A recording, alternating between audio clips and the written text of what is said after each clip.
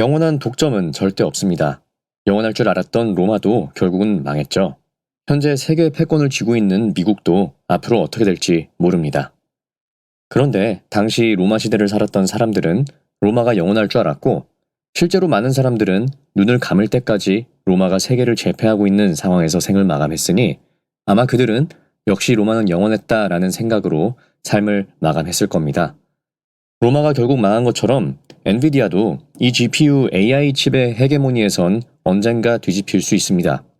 그런데 제가 공부하는 바에 따르면 저는 새로운 AI의 시대에서 엔비디아가 쥐고 있는 현재 이 주도권은 이제 막 시작했기에 1위의 자리를 넘겨주기까진 꽤나 시간이 걸릴 것이라는 생각이 듭니다.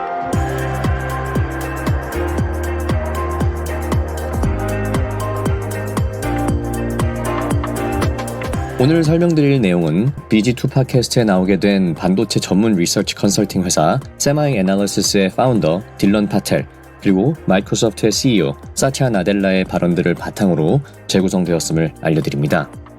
사티아 나델라의 발언은 이 AI 시대에 있어서 어떻게 보면 제일 중요하다고 해도 과언이 아니죠. 엔비디아의 젠슨 황이 얘기했던 추론의 시대에 접어들게 되면서 컴퓨팅 파워 소요는 10억 배 증가할 것이라고 한 것은 중요한 이야기이긴 합니다만, 젠슨 황은 GPU를 판매를 해야 하는 입장이고, 반면 사티아 나델라는 이런 엔비디아의 주요 고객인 만큼 고객의 목소리가 어떤지가 더 중요하겠습니다. 사티아 나델라의 인터뷰 중 본인은 스케일링 법칙의 신봉자이고 2019년에 스케일링 법칙에 베팅을 했고 지금도 그 스탠스를 여전히 유지 중이라고 했습니다. 그러면서 모델들의 프리트레이닝은 아직 끝나지 않았고 계속될 것이라고 이야기를 했죠. AI 모델의 스케일링 법칙은 더 많은 데이터, 더 많은 컴퓨트, 그리고 더 많은 훈련 및 추론 시간을 부여해주면 AI 모델의 성능이 더욱 강력해진다는 법칙입니다.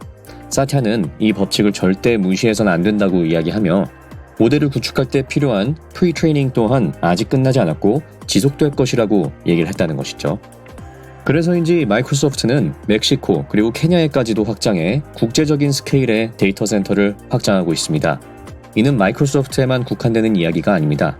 메타도 루이지애나주에 새로운 데이터 센터를 지으려는 계획을 내비쳤고, 일론 머스크의 XAI 콜로서스 데이터 센터는 10만 개의 엔비디아 GPU로 구축되었으며 장기적으로 100만 개 이상의 GPU로 꾸려질 것이라고 이야기가 되고 있죠. 이런 점을 봤을 때 스케일링 법칙을 무시하면 안 된다라는 생각은 단연 마이크로소프트만의 생각이 아닌 것 같습니다. 자, 그럼 계속해서 데이터 센터 확장, 즉 컴퓨팅 소요가 더 늘어날 것이라는 것에 동의가 되신다면 앞으로 얼마만큼 더 늘어날 것인지가 중요한 질문이겠죠. 보시는 그래프는 모델의 성능과 그 파라미터의 개수를 나타낸 것인데요. Y축의 컴퓨팅 파워를 보시면 10승, 즉 현재 이 AI 시대의 모델들은 파라미터 개수가 50%, 2배 혹은 5배가 아닌 10배씩 증가되어야만 유의미한 성능 향상을 보인다는 것입니다. 지금까지 나오는 모델들은 파라미터의 개수가 매년 약 10배씩 증가를 하고 있죠. 그런데 여기서 딜런 파텔이 아직 스케일링은 한참 남았다고 이야기하는 부분이 3천만 달러에서 3억 달러, 또 3억 달러에서 30억 달러까지는 어떻게 해보겠지만 300억 달러부터는 스케일이 좀 많이 달라진다는 겁니다. 그래서인지 올해 2월 일리아 수츠케버와 오픈 AI를 같이 만들어 오던 샘 알트만은 일찍이 이런 10배수 단위의 컴퓨팅 파워 수요 증가를 예측하고 7 트릴리언 달러라는 천문학적인 펀드레이징을 기획하려고 했던 것일 수도 있겠습니다. 7 트릴리언 달러면 애플과 엔비디아의 시총을 합치면 나오는 규모의 말도 안 되는 숫자이죠. 자, 이건 지금까지의 모델 사전 훈련에서의 이야기였지만 지금 인터넷의 거의 모든 텍스트 데이터를 학습한 상황에서 연구진이 더욱 많은 데이터를 넣어주기 위한 방법의 일환으로는 합성 데이터 생성, 즉 모델이 데이터를 합성해 새로운 데이터를 만들어서 훈련 모델에게 주입시켜주는 방향인데요. 이 합성 데이터 생성의 부분에 있어선 이제야 막 시작을 한 수준이라고 이야기를 합니다. 자, 지금까지 이야기를 들으셨을 때 어떠신가요?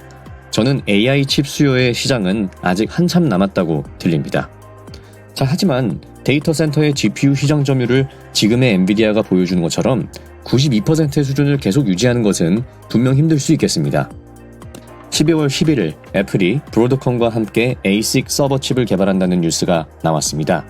친명은 일명 발트라이며 애플의 AI 서비스 연산 파워를 위해 자체 칩을 제작하려는 움직임이 포착되었던 것입니다. 대량 생산은 2026년이 될 것으로 이야기가 되고 있죠.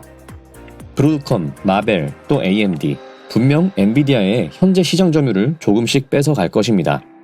지금 보시는 이 2023년 기준의 시장 점유 파이는 분명 많이 달라지겠죠. 하지만 지금까지 제가 소개해드린 내용에 의하면 이 파이는 계속해서 커질 것이라는 것입니다.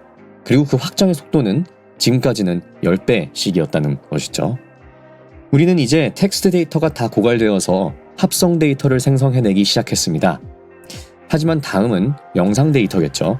과연 인간은 인터넷에 존재하는 모든 영상 데이터를 학습하려고 할까요? 아니면 적당히 훈련을 하고 멈추게 될까요? 저는 단연 전자라고 생각합니다. 30페이지의 PDF 파일은 1MB입니다. 반면 30초의 1080p 영상은 50MB입니다. 아마 큰 가능성으로 컴퓨팅 파워의 수요는 계속해서 늘어날 것입니다. 그것도 아주 기하급수적인 10배 단위로 올라가게 될 것이라고 생각을 합니다.